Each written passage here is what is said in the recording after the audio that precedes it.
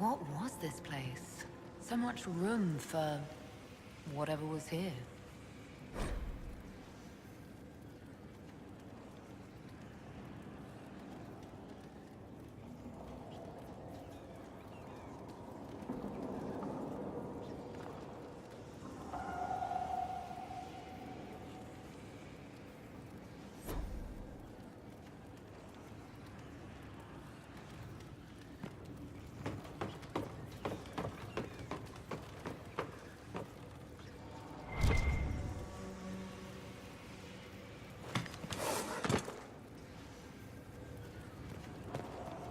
What can I do for you? I need to know more about Corypheus. We spoke of this on our travels to Skyhold. What more can I tell you? Cassandra and Varric seem more familiar with their adversary.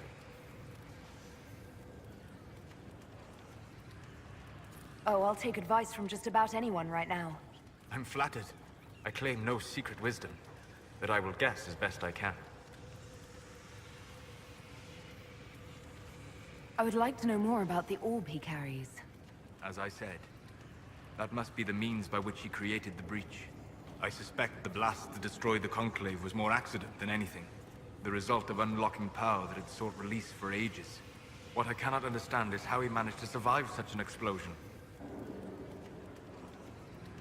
You said that you believed the orb is Elven. I never would have believed a Tevinter Mage could unlock such a powerful relic. It clearly enhances his abilities, giving him access to power he should never have known. Like the power to control the Archdemon. Indirectly, one assumes. Nothing in any lore connects my people to the old god dragons who became archdemons. What do you think Corypheus will do next? You shamed him when you destroyed Haven. Spoiled his glorious victory. It would be worse to acknowledge that you had done so. He must continue on his course or show weakness. He will return to his plans to throw Olay into chaos, and then conquer it for Tevinter. You're sure that's what he'll do? As certain as is possible. Assuming I can plausibly predict a man who seeks to rise to godhood. And can you? The key is understanding this. No real god need prove himself. Anyone who tries is mad or lying. His deception will undo him, as it has done countless fools before. What can you tell me about the source of Corypheus's power? According to the law, the ancient Magistars of Tevinter received guidance from the old gods. Corypheus commands a false archdemon, a corrupted old god. This suggests he no longer sees himself as their minion. Some of his unique power comes from the corruption of the Blight. The rest may come from the orb he carries. We'll talk later. Goodbye.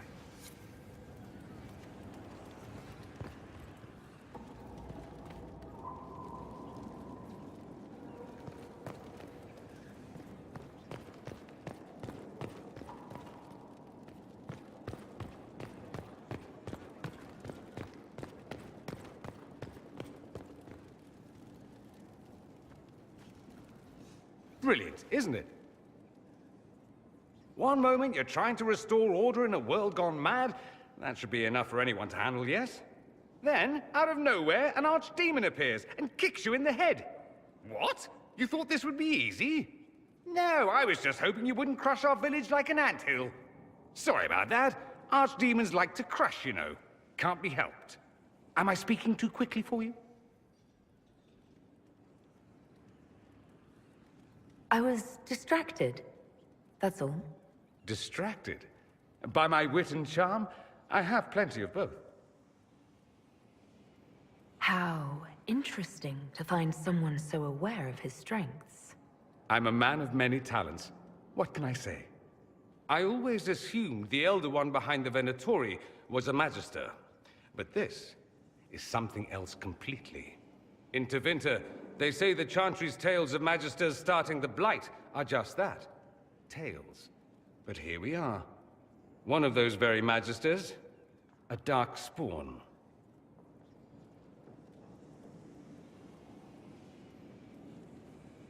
Who does the Imperium say started the Blight? You know how it is. Not us. They say Darkspawn were always there. Magisters and the Blight aren't even related. Is that a surprise? No one wants to admit they shit the bed. But if Corypheus is one of the Magisters who entered the Black City and he's Darkspawn, what other explanation is there?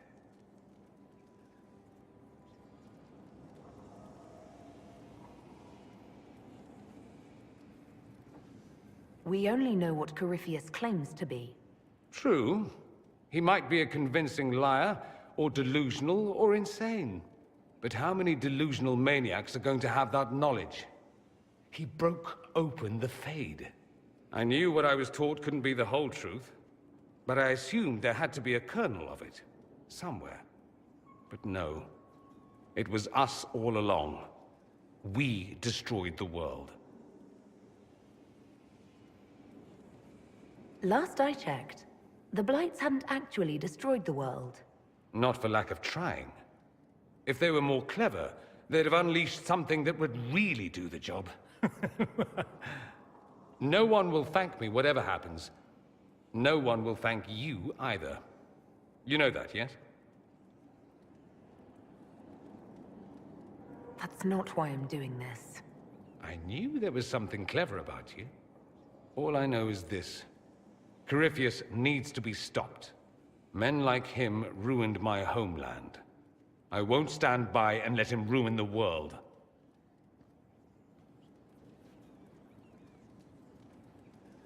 Oh, and congratulations on that whole leading the Inquisition thing, by the way.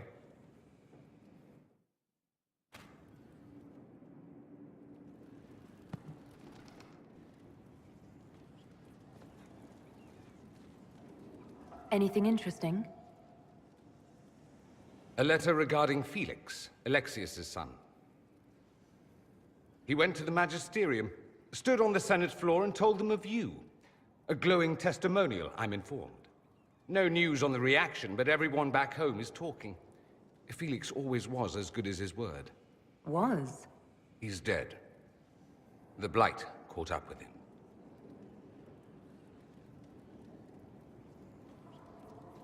Are you all right?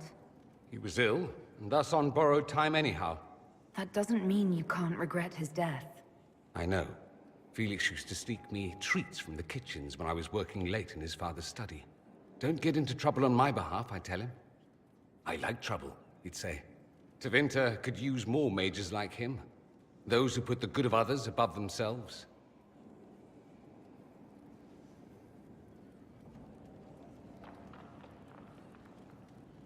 Were the two of you...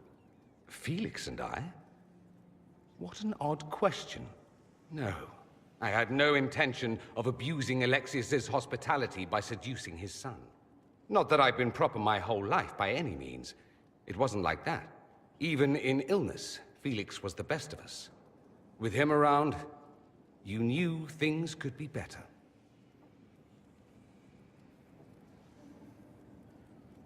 You make it sound like he was a better person than you.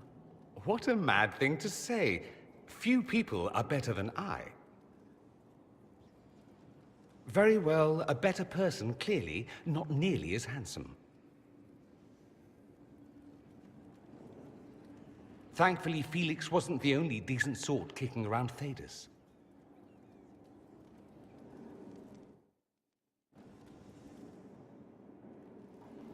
It occurs to me that you're a mage. That just occurred to you. I meant, you must have been part of the Circle of Magi in the south.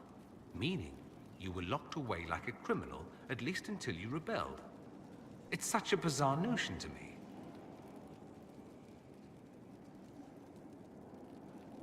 There are worse things than being kept in the circles. Death, starvation, being hunted by rabid mobs? Yes, I can imagine. Some would say Tevinter is hardly better, depending on which mage you ask.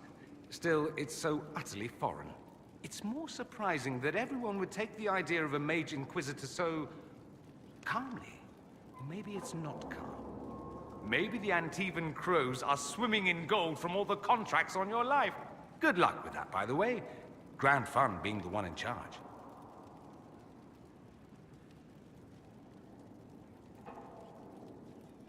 I'd like to ask you about Tevinter. Ah, yes. Everyone outside the Imperium always seems quite fascinated by it. Probably why they come up with so many ridiculous tales. Flying cows over Minrathous. It's madness. All right, that one's actually true, but the cows didn't have wings. I digress. Anything in particular you wanted to know?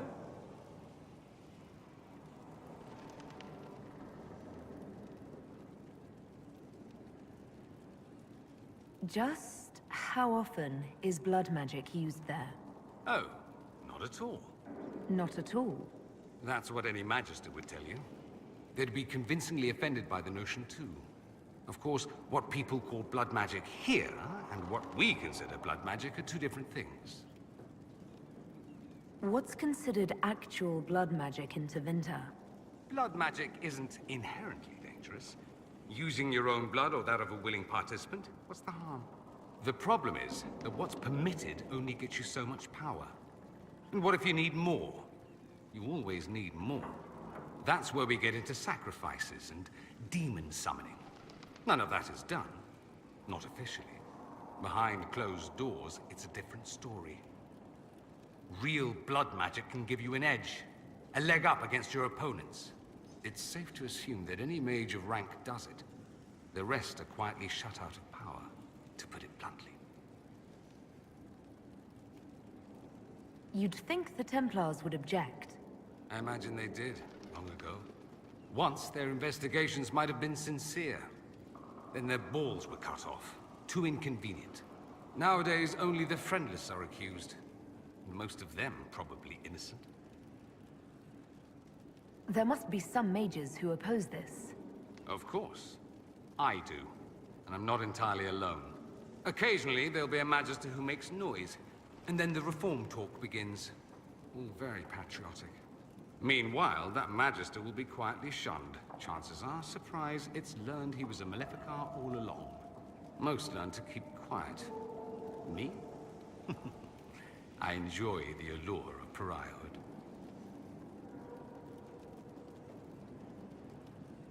It seems strange that an entire empire would be ruled by mages. Strange? Why are you less qualified to rule than some tart with a fancy crown? Actually, the fiction in the Imperium is that mages don't rule. The Magisterium rules. That Magisters are all mages is considered a convenient technicality. What is the Magisterium, exactly? The upper house of the Imperial Senate, and the only part worth having a seat on. Those seats are split among the circles of Magi, the Chantry, and the major families. All mages now.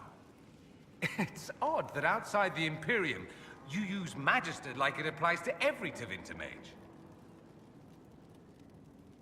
If you're not a Magister, then what are you called? No special title?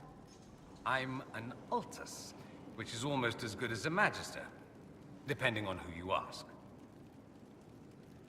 I've never heard of an Altus. Upper class.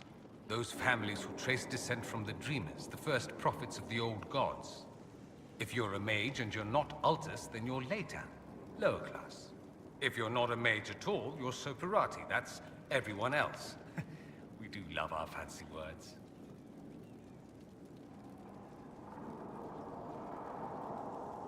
If it's a fiction, that means mages do rule then. Yes and no. Let me put it this way. Mages do rule, but not all mages are equal. If you're not from the right family, chances are you don't rule anything. Maybe you're even a slave. The idea that anyone could be a mage, however, keeps the masses placated. Can anyone be a mage? Technically, the potential runs mostly in bloodlines, but it's been known to happen. More importantly, commoners believe it can. Tevinter legend is chock full of mage heroes from humble origins. So they hold out hope. Someday my son or my son's son will be a mage. Someday. Poor sods don't realize that means he'll be a quaestor at the arse end of the 100 Pillars, at best. Being a quaestor isn't a good thing. I imagine the average non-mage likes to think so. Counting numbers and shuffling papers all day is better than many occupations after all. If you're a second-class citizen among a pack of piranha, however, your outlook changes. I thought the Archon ruled over the Imperium. Well, yes. Technically, he can overrule laws passed by the Magisterium, but that never happens. Even so, he gets to appoint new Magisters, which means all the families vie madly for his favor. Thus, the Archon gets invited to all the parties. The truest path to Tevinter influence, let me tell you. Let me ask you something else. Of course.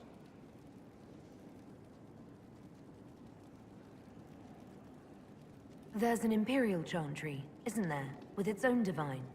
You people aren't supposed to talk about the Black Divine, are you? If you mention him outside the Imperium, people make that face, like you're urinating in public. But yes, we do have the Chantry, or a version of it. Night and day comparing it to yours.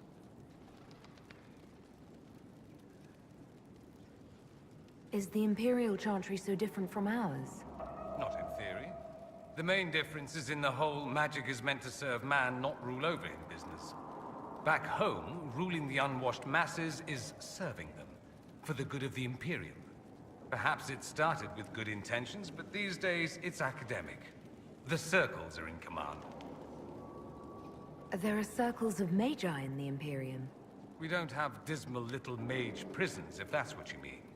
They're academies, prestigious ones. We have Templars as well, but they don't cancel spells or whatever your Templars do. They're soldiers. They don't use lyrium. Ha! As if there'd be any left for them. They watch for abuse of magic, yes, but only those who are weak or who fall out of favor get dealt with. Mostly they enforce the Magisterium's edicts. The Chantry smiles and nods from the sidelines. Do you really call him the Black Divine? We don't call him that, oh no. In the Imperium, he's the true divine. The woman sitting on the Sunburst throne is some backwater pretender. It all stems from a disagreement over Andraste. Marvelous, isn't it? Why would they disagree over Andraste? It's not my field of expertise, but the Imperium believes Andraste was a mortal woman, a mage. Down south, they say, no, she's the bride of the Maker, ascended to his side, divine provenance, a blah blah blah. We feel better believing Andraste was one of us. Makes executing her less damning, you see. So we elected a man as divine, the South declared war, and we've been feuding cousins ever since. So, the Imperial Divine is always a man? All the better to distinguish him from that other one, yes. Don't think there aren't a number of female magisters who bristle at that. Why can't they be divine after all? Same reason you never see a man on the Sunburst throne. Because that's how it's always been done. Excellent reasoning. Do you consider yourself Andrastian? The big question. It might surprise you that I do consider myself Andrastian. I simply do not believe in the Chantry. It is a relic, whether back home or here in the South. Something from a bygone age desperately clinging to relevance. It's not an opinion that makes me popular.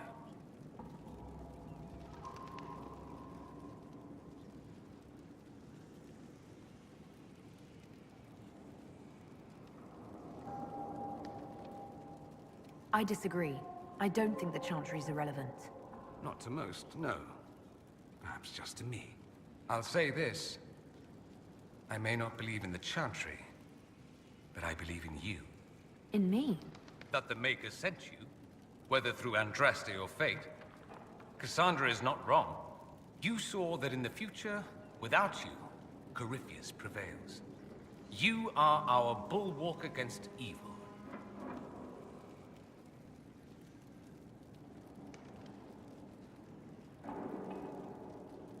I'm not sure about that myself. Doubt is good. I like doubt. It will keep you sane. Me? I've seen too much to believe I know everything. The world is bigger than I. Even bigger than you. It laughs at all the things we think we know. The Maker doesn't need me to believe. but I do. The thought of no one at all watching out for us is too frightening. Let me ask you something else. So many questions.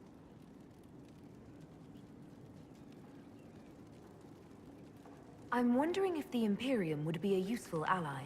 I'd think you'd be more concerned whether or not they'd support the Venatori. They won't, of course. At least, not officially. They'll disavow all knowledge of dangerous cultists. Secretly, many Magisters will rejoice at the idea. And if the South falls to chaos in the meantime, all the better. It would be in the Imperium's best interest to help. Surely it could use allies. I think the Imperium gave up on the idea of allies a long time ago. We've been fighting the Qunari for what? 200 years off and on? It's a point of pride that we go it alone. They'll sneer at the South behind their silk handkerchiefs and say, "You've had it easy for far too long." Let's not forget that the Inquisition seems to be an arm of the Orlesian Chantry. Anathema so far as they're concerned. We're not part of the Chantry. The Chantry opposed the Inquisition's formation. You think that matters? Don't be silly. The Herald of Andraste. Your very title smacks of the Southern Chantry. You may as well be a heathen. I think they're far more frightened what you'll do if you succeed. Anyone who talks about the Imperium mentions slavery. It's the center of the slave trade. Ah. That is true. And did you have slaves? Not personally, but my family does and treats them well. Honestly, I never thought much about it until I came south. Back home, it's how it is. Slaves are everywhere. You don't question it. I'm not even certain many slaves do.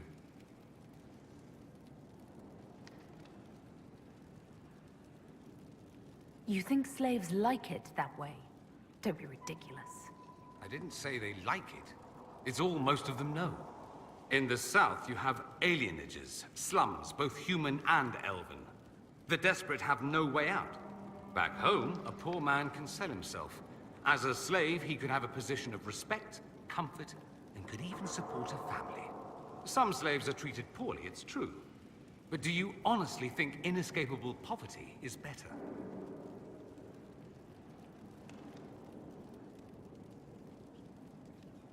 At least they're free.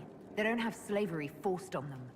You think people choose to be poor and oppressed? I doubt it. I don't know what it's like to be a slave, true. I never thought about it until I saw how different it was here. But I suspect you don't know either. Nor should you believe that every tale of Tevinter excess is the norm. That's all I wanted to know. Fair enough. I should go. Naturally.